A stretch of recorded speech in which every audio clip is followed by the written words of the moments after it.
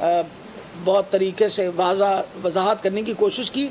बात वही है, आप ये बताइए, ये रूल बुक है, हम रूल कोट कर रहे हैं, आपको 9 दिन लगे, यानी ताल्लुकात क्या प्रोविंशियल इलेक्शन कमीशन के सेंट्रल इलेक्शन कमीशन के साथ ख़राब हैं कि वो इतना भी ना कर सके कि 9 दिन के अंदर जवाब दे दें। आजकल तो आपको पता है कि इस वक्त वो हर इंफॉर्मेशन जो है with in seconds and with in minutes आती है। आपने उनको अब जब हमारा वकील जाते थे उनको कहते थे कि जी भेज रखा है हमने जी सेंटर को भेज रखा है, सेंटर अभी जवाब देगा। तो ये बाय ऑल चांसेस, ये जब हम बार बार कहते हैं कि देयर इज़ लॉट। फिर सबसे बड़ी बात आपके सामने, हमने केसेस वहाँ सबमिट किए। पहले हमने अपनी, उन्होंने कहा जी ये जो वोटर लिस्ट बनी है ये तब्दील नहीं हो सकती।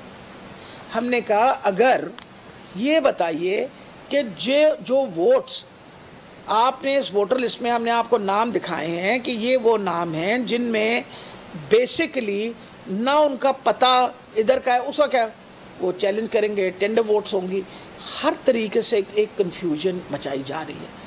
लेकिन मैं आपको ये बताती चली जाऊं कि आज ये बात चाहे हमें देर से पता चली, मतलब अब उन्होंने आके बताया, हम इंशाल्लाह अपने हमारे अल्हम्दुलिल्लाह सारे पोलिंग एजेंट्स जो हैं वो इंशाल्लाह तैयार होंगे और कोशिश कर रहे हैं कि कल के दिन में बाकी जो है लोग उनकी भी ट्रेनिंग हो जाए ताकि मुकम्मल तौर पे हम इलेक्शन जो है उसको संभाल सकें। दूसरी बात ये है कि जो अपना हमने केसेस, आपको पता है कि जो पुलिस गर्दी के केसेस थे, फॉर एग्ज़ाम्पल शबीर गुजर का जहाँ से वो इलेक्शन लड़ रहा है, आपको पता है उसके भतीजे को चोट लगी, उसके सर पे डंडा मारा गया या जो भी मारा गया, उसके बाद उसको ये had depress fracture of the skull. मैं ख़ुद गई थी अस्पताल, मेरी खुद वहाँ के न्यूरोसर्जन से मुलाकात हुई। अभी तक हमारी FIR नहीं दर्ज हुई। हमने पूरी कोशिश कर डाली और इलेक्शन कमीशन के पास जाने के बावजूद और इलेक्शन कमीशन ने हमें कहने के बावजूद कि हम एक्शन ले रहे हैं, नथिंग हैज़ बीन डन। इसी तरीके से इस तरह की जब होचे हथकंडे किए जाते हैं और हम उनको शिकायत करते हैं, तो मैं उम्मीद रखती हूँ कि अब इलेक्शन कमीशन को पता होना चाहिए अगले 2 दिन के अंदर इलेक्शन है। आप चाहते हैं साफ़, हम चाहते हैं साफ़ और शफाफ इलेक्शन हो, और आप चाहते हैं कि इलेक्शन जो है वो पुरअमन हो। और पुरअमन इलेक्शन के लिए बहुत ज़रूरी है कि आप ये बात इंश्योर करें। ये हमारा जो मौक़िफ़ था वो तो आपको पता है सामने आपके मतलब कंफर्म हो गया ना। हम तो पहले दिन से रोना पीटना इसी बात का कर रहे थे कि हमें डिलेइंग टैक्टिक्स इस्तेमाल कर रहे हैं। आपके सामने ये बात जब लेके आए हैं तो आप बताइए, अगर 9 दिन के बाद एक डिसीजन आ रहा है तो ऐसा कौन सा लॉ और रूल था जिसको निकालते निकालते इनको टाइम लिया। सारे कामों में इसी तरह गड़बड़ कर रहे हैं और इंशाल्लाह मुझे बहुत उम्मीद है कि हमने ये जो इलेक्शन है वो इंशाल्लाह भारी अक्सरियत के साथ जीतनी। राना सनाउल्लाह साहब इस वक्त शोर मचाया हुआ उन्होंने सोशल मीडिया का। ये सोशल मीडिया पे बड़ी हमारी बदनामी हो रही है। नहीं तो वैसे बदनामी नहीं होती सी, मैं वैसे पूछ रही हूँ, मतलब कोई बात ढकी छुपी है। आपके अपने लोग वो क्या, मुझे हर मरतबा बेचारे का नाम ही भूल जाता है, वो शेर साहब जो आबिद शेर अली के वाले साहब जो थे, उन्होंने, उनके पार्टी के बंदे थे जिन्होंने कहा था कि इन्होंने पता नहीं 18 कत्ल या 22 कत्ल किए हुए, हमने तो नहीं कहा था। और फिर सबसे बड़ी बात है आपकी जो सानिया मॉडल टाउन है वो कोई आपसे हर बंदे ने देखा कि क्या हुआ, और फिर जो हमारे साथ 25 तारीख को आपने किया वो भी सब ने देखा कि आपने क्या किया। तो क्या किसी को आपका ख्याल है कि सोशल मीडिया पे कोई मज़ीद बदनामी करने की ज़रूरत है? आप माशाल्लाह वैसे ही आपकी बहुत ही अच्छी रेप्यूटेशन है, और सबसे बड़ी ये बात है कि आप पुलिस को इस्तेमाल किस लिए कर रहे हैं कि कैंडिडेट्स को फ़ोन करके डराया धमकाया जाए, अपना व्हाट्सएप किया जाए, मैसेजेस दिए जाए। मैं उस दिन बड़ी हैरान आई, एक वो क्या कहते हैं नो ID कॉलर का मुझे टेलीफोन आ गया। मैंने कहा मुझे किस नो कॉलर ID, मैंने फ़ोन उठाया, मैंने कहा जी, फरमाने लगे जी मैं नैब से बात कर रहा हूँ। खैर था वो कोई फ्रॉड।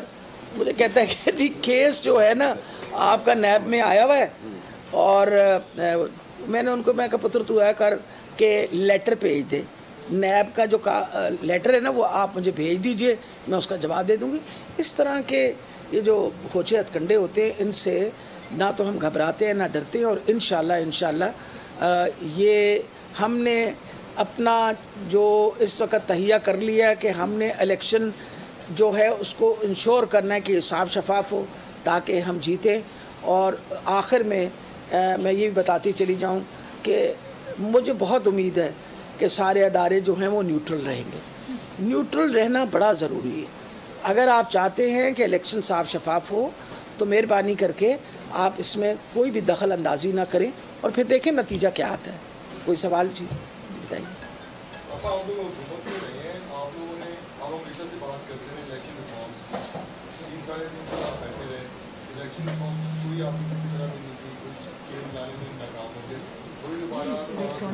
एक सेकंड देखिए, आप मुझे बताइए कि इलेक्ट्रॉनिक वोटिंग मशीन हम लोगों ने it was a part of our electoral reforms.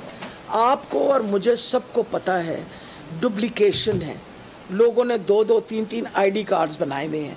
लोगों को इतना बड़ा डेटा, अभी पिछले दिनों हमने जब कोविड का था हमारे पास, आप इमेजिन करें हमने डुप्लीकेशन तब भी निकाली कि जी एक बंदे के 2-2 आईडी कार्ड बने हुए थे और बताया, करेक्शन भी करवाई। सबसे बड़ी ये बात है कि हमने तो पहले दिन से कोशिश पूरी की। अब मुझे ये बताइए, वो इलेक्टोरल रिफॉर्म का हिस्सा नहीं था कि इलेक्ट्रॉनिक वोटिंग मशीन? आप मुझे बताइए इनको क्या इतराज़ है उससे? मतलब इनको ये फिक्र है कि जो जाली वो बनाए हुए वोट वो निकल आएंगे बाहर, और जिन एक बंदे के 4-4 वोट बनाए वो निकल आएंगे। मुझे ये समझ नहीं आती इनको परेशानी किस बात की है। Electronic voting machine was a part of this, number 1। Number 2, overseas Pakistani, that was also part of the electoral reform. वो ओवरसीज़ पाकिस्तानी जो तकरीबन 1,90,00,000 से ज़्यादा है, बाहर रहते हैं, रेमिटेंसेस भेजते हैं। आज शहबाज शरीफ साहब शुक्रिया अदा कर रहे हैं उनका कि आप लोगों ने फ़ॉरेन एक्सचेंज भेजा। तो क्या वो सिर्फ पैसे भेजने के लिए हैं या उनका हक़ नहीं है कि इस इलेक्शन के अंदर वो अपना ओपिनियन दे सकें? आप उनको रोका जी। वो ड्रेसेस जो शनाख्ती कार्ड वाले हैं एक से जी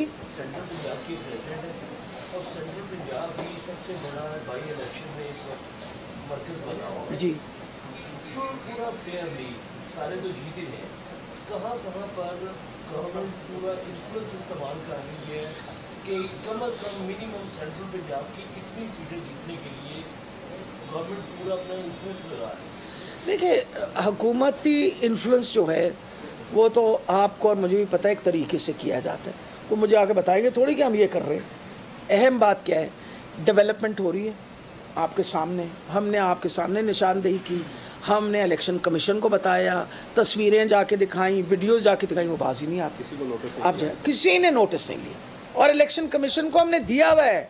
आप मेरी पटिशन्स में देख लें, यानी जिन्नियाँ पटिशना मैं जमा करवा देती हैं पिछले 15 दिनों जो शायद ही किसी ने कराई होंगी। आप मुझे बताएं उनकी तरफ से कोई पटिशन जमा हुई है?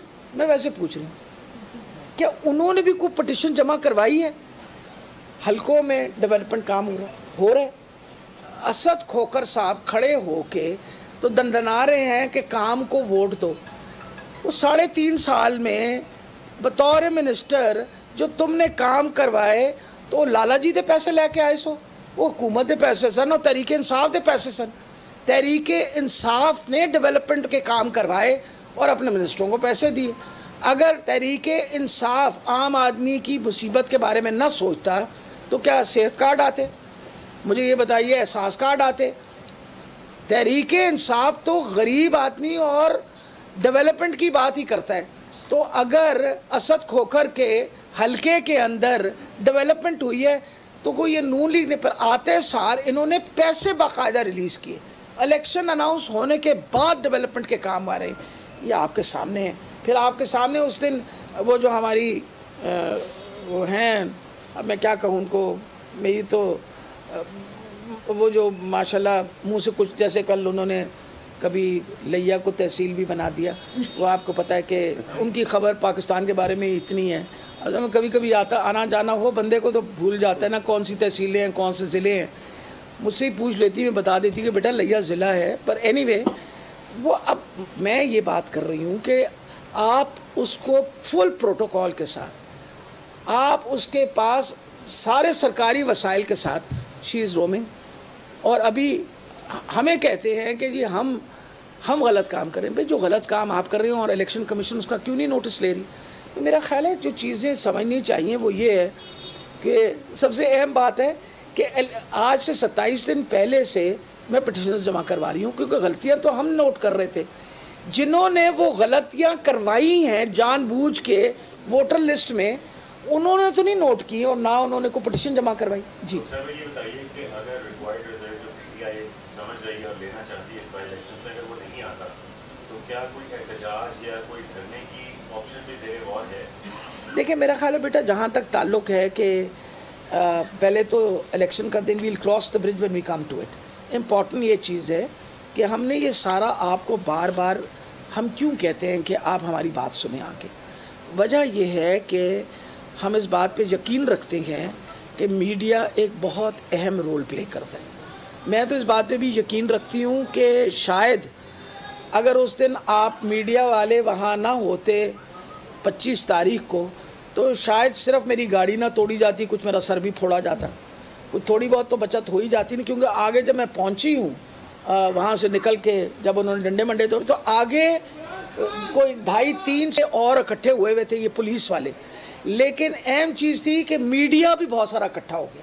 जब वो मीडिया इकट्ठा हुआ तो ये पीछे हट गए। तो हम तो इस बात को सोचते हैं कि मीडिया ने भी उतना अहम रोल प्ले करना है, और मैं उम्मीद रखती हूँ कि आप लोगों ने, आप अपना बिल्कुल इंसाफ के साथ आप अपना ओपिनियन दें कि कोई गलत काम हो तो ज़रूर उसकी निशानदेही करें।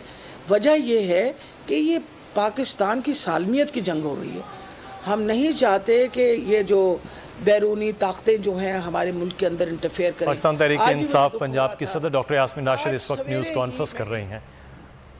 अहम खबर से आपको आगाह करें कि सुप्रीम कोर्ट में नैब कानून में तरमीम के खिलाफ दरख्वास्त समाअत के लिए मुकर्रर। इमरान खान की दरख्वास्त पर समाअत 19 जुलाई को सुप्रीम कोर्ट में होगी। Chief justice Umar Ata Bandial, justice Ejazul Ehsan, justice Mansoor पर मुश्तमिल बेंच समाअत करेगा। आम खबर से आपको आगाह कर रहे हैं कि सुप्रीम कोर्ट में नैब कानून में तरमीम के खिलाफ दरख्वास्त समाअत के लिए मुकर्रर हुई है।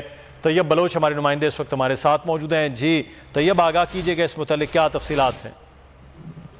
जी, हुकूमत की जानिब से जो नैब में तरामीम की गई थी, उन तरामीम को जो है तहरीक इंसाफ के चेयरमैन इमरान खान ने सुप्रीम कोर्ट में चैलेंज किया था। तमाम रजिस्ट्रार ऑफिस की जानिब से उन पर एतराज़ात लगा दिए गए थे, और उन एतराज़ात से इमरान खान ने जो है अपील की, और उस अपील की समाअत जो है जस्टिस एजाजुल एहसन ने की थी, और इसके साथ साथ हुक्म दिया था कि इस मामले को जो है वो ओपन कोर्ट में लगाया जाए। तो अब सुप्रीम कोर्ट की जानिब से जो है वो इमरान खान की नैब कवानीन से मुतल्लिक जो दरख्वास्त है उसको ओपन कोर्ट में मुकर्रर कर दिया गया है।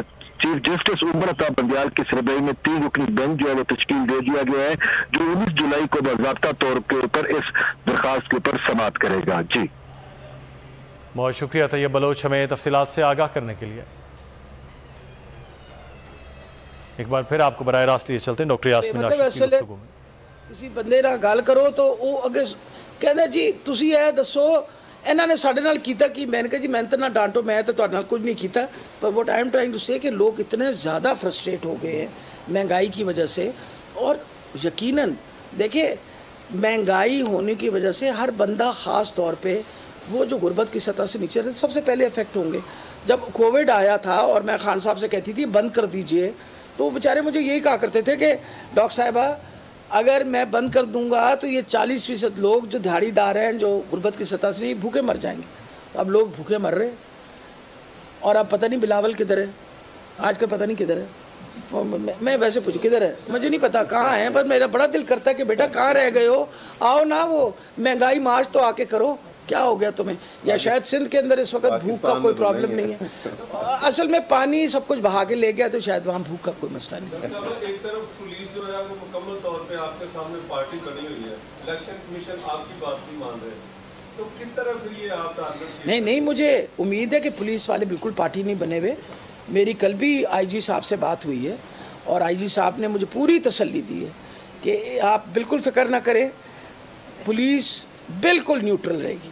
तो सलील उस वक्त थी जब आपको डंडे पड़े। बेटा मकसद ये है नहीं, उन्होंने कहा उस बात की कहते मैं मना किया सी उन्होंने, उस वे इन्होंने सुनिया नहीं, मैं कहा हुण सुन लैणगे तुहाडी गल, उन भी मना किया हुआ है। हाँ, लेकिन उन्होंने ये बात कही है कि बिल्कुल न्यूट्रल। उन्होंने कहा जी हमने तैयार कर ली है पुलिस ने भी, और उन्होंने कहा जिस चीफ सेक्रेटरी ने भी ये बात कही है, ये कल ही बात हुई है मेरी उनसे कि डॉक्टर साहब आप बिल्कुल फिक्र ना करें।